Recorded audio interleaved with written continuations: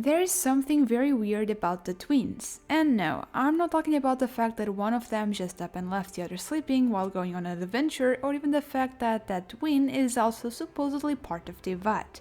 Although this theory offers a possible answer to both of these questions and more. No, they are weird on a fundamental level, but maybe that's to be expected of sky people. Before we dive into this theory, I need to tell you that I will be exploring some concepts from Honkai Impact 3rd. However, I will not spoil anything about the storyline, and you don't require any previous knowledge about this game, as I will tell you everything that you need to know. That said, to all the Honkai players, please be mindful of spoilers in the comments. And a huge thank you to JK Crafted who helped me go over the Honkai lore part of this theory and corrected my mistakes. Before we discuss the Sky People, I want to first lay out all of the quirks of the twins so that we can later explain them through the lens of this concept. Namely, we will be discussing their wings, weapons, clothes, elemental abilities, and, at last, the way through which they arrived in teyvat in the first place. If you have been part of the lore community for a while, chances are you are familiar with the popular theory that proposes that the twins might be Lucifer. One of the key aspects of this theory is their wings, because they possess 6 in total, much like a seraph, which is the rank Lucifer was said to occupy before he fell from grace. However, what isn't often discussed is the wings' appearance. They don't look organic at all. They are not even attached to their backs. And this is an aspect that becomes all the starker when you consider the wings of Teyvati natives, like those of the bird-like Adepti, of Ursa the Drake or the Valens, and even those of a humanoid-looking entity like Venti. All of these wings, with no exception, look like they belong to the body they are attached to, but not the twins'. By comparison, I'd say they look more like a piece of technology. Alien technology. One of the many they possessed, actually. Not to mention that the moment the Sustainer's boxes touches the twins, the wings disappear, leaving behind only their metallic-looking bases, as though the power had been cut. Also, have you ever wondered about the Dullblade? In the opening cutscene, we see Lumine wielding a sword with a waning moon-shaped crossguard, while Heather's resembles a star. Both blades shine with a golden layer that resembles in color that of the twins' original element. However, after the encounter with the Sustainer, the Traveler seems to no longer have the sword, which is a little weird when you consider that both twins were sealed in much the same manner and the Abyss ceiling still has theirs. But it gets even weirder when you realize that, at the start of the game, the Traveler already has a sword. The Dullblade. Why is this so weird? Well, I need you to remember that it was Paimon that taught the Traveler Teyvatian language and that she has served as our guide from the get-go, so being completely lost and unable to communicate with the locals, it's highly unlikely that the Traveler just somehow came into possession of a blade before venturing into Mondstadt with Paimon. So where did the Dullblade come from? Here, this is a description of this legendary blade. Travels are full of meetings and partings. Perhaps the only trusty and inseparable companions of a traveler are the sword in their hand and the dream in their heart. Interesting, isn't it? Genshin is infamous for its cryptic and just downright weird item descriptions, but these often hide a lot of secrets.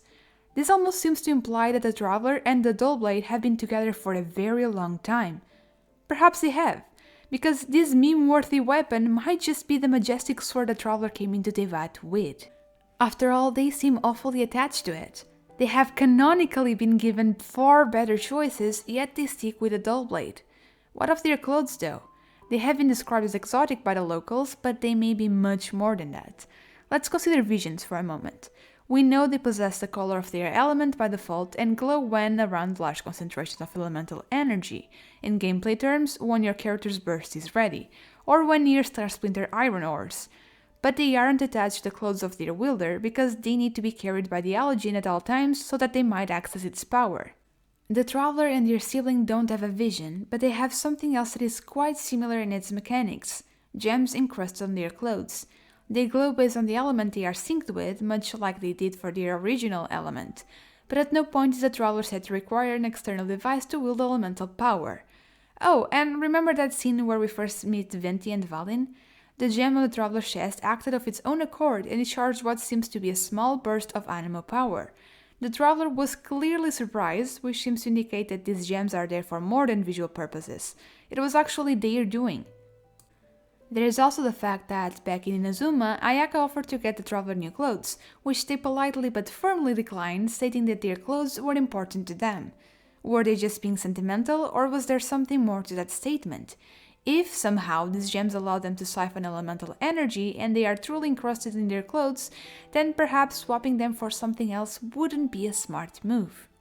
Speaking of elemental abilities though, have you ever stopped to consider how unlikely it is that these two alien beings are not only compatible with the elemental powers of Teyvat, but also capable of using them to a greater degree than all the natives?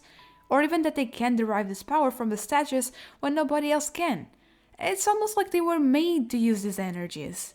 And at last, we have the way in which they arrived in Teyvat, as shooting stars, which might just be the most damning piece of evidence in this entire theory. Yep, now that the sage is set, it's time for us to explore the concept of the Sky People. I want to make it very clear that we don't have a lot of information on this alien race, and I am mostly relying on my research. However, it is said that they are a race that travels from world to world with the single purpose of extracting every last drop of energy they can get their hands on. And to do so, they are not afraid to wage war, even if it means completely destroying the entire planet. How do they go about that? Well, first they send a Vanguard Stone, which is a space shuttle disguised as an asteroid. Within the space shuttle are scouts, sky people.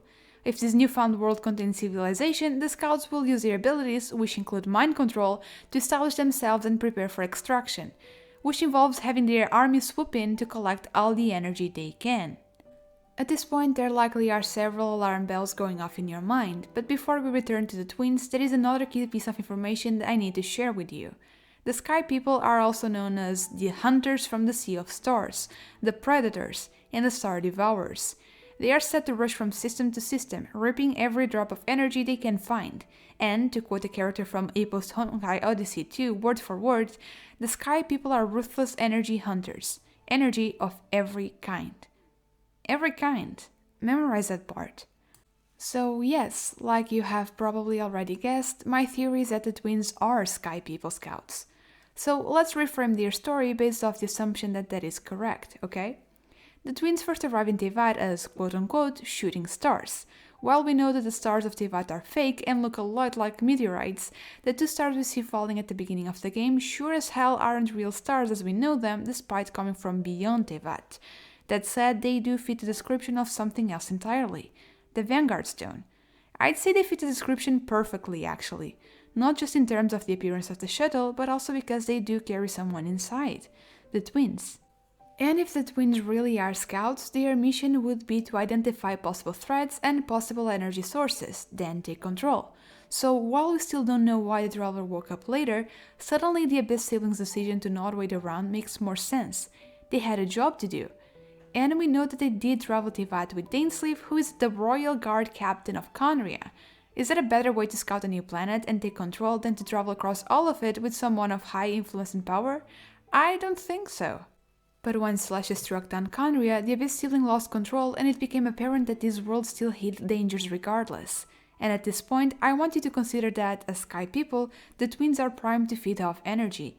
But these gods wield elemental energy to a great degree. It's possible that the Abyss twin alone wouldn't be able to extract it, to siphon it all, especially because these gods wouldn't just be sitting still waiting to be defeated. It was at this point that the Abyss sibling returned to wake up the traveler so they could both retreat and possibly come back with help or proceed to another, less hostile planet. So with all of this in mind, we can look at all the little quirks the twins possess under a new light. Weird wings? A piece of technology fed by energy. The moment the supply was somehow cut by the sustainer, they quite literally powered off. At this point in the story, the traveler is still collecting the 7 elements. There are several indications in-game that point to the original light element being the result of combining all 7 of the Teyvatian ones. Therefore, the reason why they still cannot conjure their wings back up may be because they don't have enough energy to do so. The light element might be a requirement. Similarly, the original sword might also be powered by this energy. The dull blade could be the base form of this piece of tech. Prior to being sealed, the twins might have been used to channeling energy into the dull blade to make it assume its more powerful form. This idea is also not foreign to the game. While attempting to protect Kazuha, Goro, and the soldiers from the Raiden Shogun's attack, the traveler created this large electro aura around their trusty sword. Perhaps they were just falling back on an old trick. For all this talk about energy, we have yet to address how they sync up with the elements. Again, I think it might be done through the gems in their clothing and earring in Inder's case or boots in Lumine's. Whether these gems are technological, magical, or even biological, we don't know, as we really don't know what the twins are. Still, they may be capable of adaptation. After losing their light element, the traveler was left with no energy besides a biological one in their bodies. So, the little burst of animo the gem emitted during their first run-in with Venti and Valdin, an adaptation period. Either because the gem had just now been quote-unquote turned on after such a long time, or because animo energy was foreign to it. Just because it can use any energy, it doesn't mean it's primed for all of them.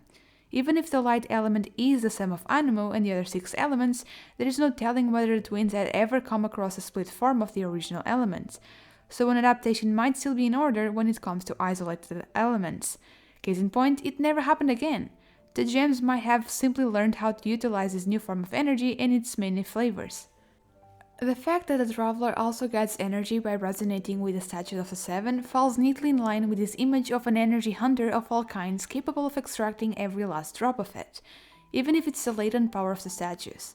After this first connection with a certain type of energy, they might even be able to tap into the light realm to keep the flow constant, though this is just me speculating because there is also abyssal energy that they have the potential to wield. The Abyss Twin sure does, and the Traveler will likely get there at some point. Abyssal energy is like poison for most creatures, yet the Prince or Princess of the Abyss is capable of bending it to their will with, as far as we know, no nefarious effects. This kind of energy is very toxic because the Void Realm is incompatible with both the Light Realm and Human Realm. But if you are able to redirect this energy and serve as a conduit instead of a storage unit for this poison, it could potentially be used for power. They do say that what doesn't kill you makes you stronger, hence why I believe the twins might have some compatibility with all of the 3 realms. Lastly, let us tackle the flimsiest part of this theory. If you remember, I mentioned that sky people possess mind control. We have never seen a traveler just outright controlling someone. That's Nahida's domain, and if they could do it, they would likely have done it long ago, right? Could have saved themselves a whole lot of trouble. That said, don't you think it's a little weird that everyone just seems to trust them nearly from the get-go? Sure, there was that whole thing in Liyue after the Rite of Descension where they were nearly arrested, and there was also the fact that they were wanted criminals in Inazuma and were actually arrested by the Academia in Sumeru. Yeah, that doesn't seem like they were trusted or mind-controlling anyone. But there's still a lot of influential individuals who hide many secrets but will still openly spill to the traveler everything they know despite barely knowing them. Still, I would by no means call this mind control. If anything, Paimon is capable of doing something more akin to it. People mostly glaze over the fact that there's a floating, fairy, pixie, talking and eating, mainly eating, kind of thing besides the traveler, despite her doing 90% of dialogue. She also knows all of Teyvat, but none of Teyvat knows her. But I digress, this video isn't about Paimon. The mind control ability, however, could potentially be locked behind a certain energy quota, like the wings and the cool sword, in which case you might ask, why didn't they just use this ability against the sustainer then? To which I'll answer by reminding you that they also didn't use their trump card, read the energy blast attack, until it was too late and one of them was already gone. But the Abyss Twin might have used it in Khaenri'ah. They made them the prince or princess after all. They made an alien that had just popped out of nowhere next in line. That's suspicious. It may even have something to do with them suddenly being registered by the Irminsul as part of Teyvat. Also, Khaenri'ah was very technologically advanced. If the twins do work with alien tech, that might also have been an option. Mind control aside, there is also the fact that the traveler lies through their teeth. The only people who seem to know their real name are Paimon, the twin, and Dainsleif. They also lie about their age, all the time. They are not even consistent about it. Sometimes they are too young to drink, others they are much older than they appear, in their own words. And they really don't volunteer any information about themselves. I don't know about you, but if I was an alien spy with the ultimate goal of destroying the planet of the people around me to utilize their energy, I would also keep my cards close to my chest. Does this mean the twins are evil though? The traveler at least seems to genuinely care about the people around them. They go out of their way to help them even when there is no compensation involved. Them being evil is a hard pill to swallow, but from their perspective, they might have simply been doing what they need to do to survive. And along the way, Teyvat might have grown on them. After finally meeting their twin in the We Will Be Reunited quest, the traveler asks only to go home, to move on into the next world, without destroying this one, without even getting their original energy back. A predator that befriended its prey. But this is just one of many possibilities for the twins' nature. I'm sure you have some ideas of your own, so come on, don't be shy and share them in the comments.